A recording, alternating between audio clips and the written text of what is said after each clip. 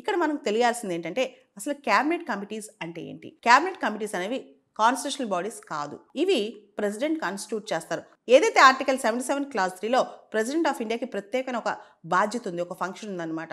అంటే the president shall make rules for the more convenient transaction of the business of the government of India and for the allocation among the ministers of the set business అని చెప్పి. అంటే భారత ప్రభుత్వంలో పనులు ఏదైతే ప్రభుత్వం యొక్క విధులన్నీ సక్రమంగా నడవాలంటే ప్రెసిడెంట్ కొన్ని రూల్స్ చేయొచ్చు.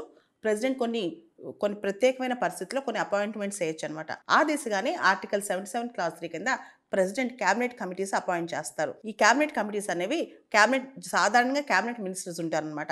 ఇవి కాన్స్టిట్యూషనల్ బాడీస్ కాదు. ఇవి అనేక అంశాల్లో నిర్ణయాలు తీసుకుంటూ ఉంటాయి.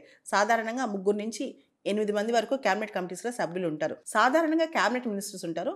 కొన్ని ప్రత్యేకమైన పరిస్థితుల్లో ఇండిపెండెంట్ మినిస్టర్స్ని కూడా క్యాబినెట్ కమిటీలో పెడతారనమాట. అంటే కీలకమైన అంశాలు, ఉదాహరణకి ఒక హోమ్ మినిస్ట్రీ, డిఫెన్స్ మినిస్ట్రీ ఇవన్నీ ఉన్నాయనుకోండి.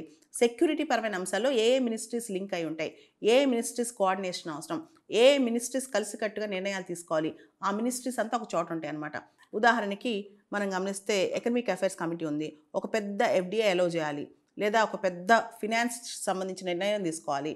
కామర్స్ మినిస్టర్, ఫినాన్స్ మినిస్టర్ వీళ్ళందరూ దీనిలో ఉంటారనమాట. అంటే ఏదైతే లింక్ ఉంటుందో వాళ్ళందరూ అక్కడ ఉంటారు. ఏదైతే ఆ విషయానికి సంబంధం ఉన్న మంత్రిత్వ శాఖలు ఉంటాయో ఆ మంత్రులు అక్కడ ఉంటారనమాట.